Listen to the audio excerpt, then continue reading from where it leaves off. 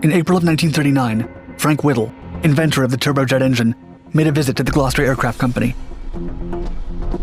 For years, he'd been looking for associates willing to collaborate with his firm, Power Jets, to develop his ideas of jet propulsion. In his visit, Whittle met Chief Gloster designer George Carter, who was immediately fascinated by his Power Jet's W1 engine. Carter designed several proposals for aircraft that could be powered by the new technology. An understanding was formed between both companies to develop a high-altitude jet bomber. That same year, as the start of World War II brought more attention towards fighter aircraft, the Air Ministry granted Gloster a contract to design a prototype aircraft that used Whittle's turbojet engines. This collaboration gave birth to the Gloster E-2839, the first British jet-engined aircraft, which flew for the first time on May 15, 1941. The prototype was so successful that the company continued working on designs for producing a fighter jet, and the Royal Air Force ordered 12 prototypes. The project was extremely sensitive, and during its development, employees referred to it with the code name Rampage. Although its original designation was Thunderbolt, the Republic P-47 of the U.S. Air Force had already been dubbed with that name, and so the revolutionary aircraft was called the Meteor.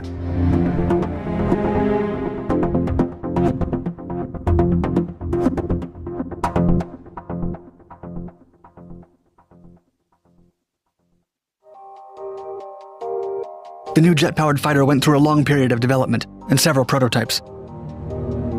At first, it was powered by W2B turbojets, but the 1,000 pounds of thrust generated by each wasn't enough for the aircraft to take off.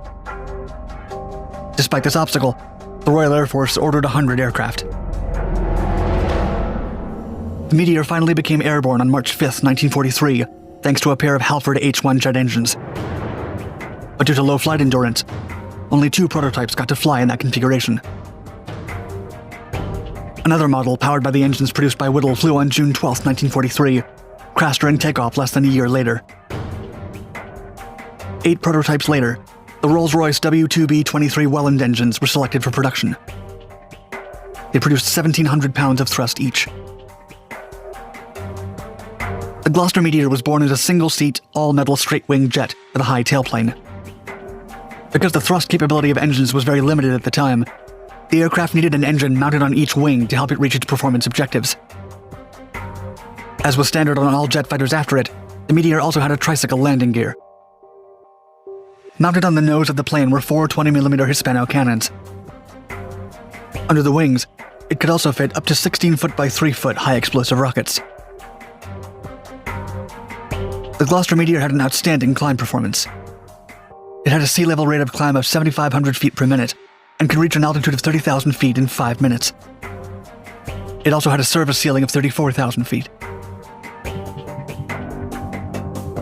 In the beginning, the jet had a top speed of 410 miles an hour. By the mid-1950s, it was able to reach a speed of Mach 0.81 at 20,000 feet. Pilots described that at such high speeds, the aircraft tended to yaw. This was a common malfunction of earlier jet fighters. Numerous modifications to the Gloster Meteor to fix the problem were all in vain. Early versions of the fighter jet had a high crash rate, provoked by malfunctioning landing gears, weak brakes, and short flight endurance. Paired with the fact that these early versions didn't come with ejection seats, this caused a high casualty rate. While in service with the Royal Air Force, nearly 450 pilots were lost while flying the Meteor. Despite its flaws, the aircraft managed to set several aviation records. In 1946, Group Captain Edward Teddy Donaldson broke a world airspeed record after flying a Meteor F-4 with a speed of 606 miles per hour. The plane also became known after Polish test pilot Jonas Żurkowski performed the Zorobetic cartwheel maneuver, where the aircraft appears to do a stationary vertical cartwheel.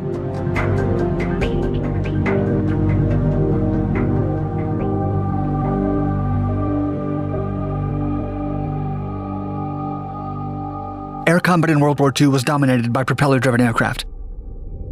Still, the Allies felt threatened by new German jets, like the Messerschmitt Me-262 and the Heinkel He-162 Salamander. 5 months before the Meteor took its first flight, the U.S. flew the Bell P-59 Aerocomet twin-jet engine fighter. But a poor testing program led to the Aerocomet's contract being canceled.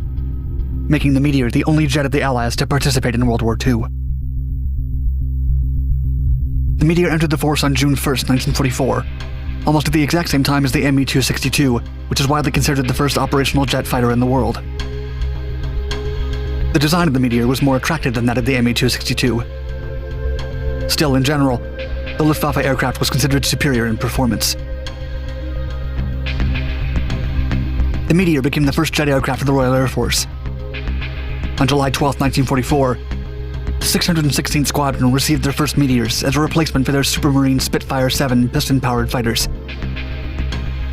A week later, 30 pilots of the squadron had already gained experience with the jet.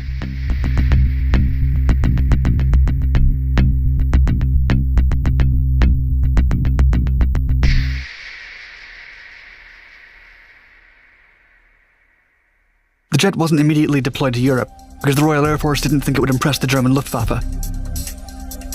However, after D-Day, Adolf Hitler ordered V-1 buzz bombs to strike over southern England. The Meteors were given their first mission: intercept the elusive weapons sent to terrorize Britain. The V-1's pulse jet engine was able to propel it over 400 miles per hour. This was faster than most piston engine fighters at the time, leaving the Meteor best suited to the task. But during these first sorties, most guns either jammed or malfunctioned. The first interception of a missile, for example, was unsuccessful after the cannon at the jet got stuck. This issue forced the pilots to come up with other ways to counter the enemy's missiles. On August 4, 1944, pilot officer Dixie Dean caught up to a V-1, but his cannons malfunctioned. With a tip-and-run tactic, the pilot brought the wingtip of his jet below the wings of the V-1 before pulling up and tipping the V-1 down to Earth. Dean was reportedly reprimanded for damaging his Meteor. Later testing of the maneuver proved that an RAF pilot could get close enough to disrupt the airflow over the V-1 and send it tumbling without physically touching it. Minutes later in the same mission, flying officer J.K. Roger was actually able to shoot down another V-1 with his cannons to claim the squadron's second kill. Although the Meteor didn't intercept as many flying bombs as expected, in just 1 month, the unit brought down 13. At the time, the German Me-262 represented a severe threat in the minds of the Allies. The Schwalbe, as it was nicknamed, was faster, carried more weapons, and had better visibility than the Meteor. On October 10, 1944, the 616th Squadron participated in a series of mock attacks on a formation of 100 B-24s and B-17s, as well as 40 Mustangs and Thunderbolts. The exercises revealed that the German jet could likely attack the bombers from above, and then dive through the formation to escape. By the end of the year, Gloster had produced the modified Meteor F Mark III with Derwent engines. This version of the aircraft had extended fuselages for long-range flying, and finally had an ejector seat. The Royal Air Force decided that the improved jet was impressive enough to finally be sent to Europe. On January 20th, 1945, the Meteor was deployed to Melsbrook, Belgium, where it was expected to start fighting Germany's Me-262. The jets weren't allowed to fly over German-occupied territory to prevent it from being brought down and captured by the enemies.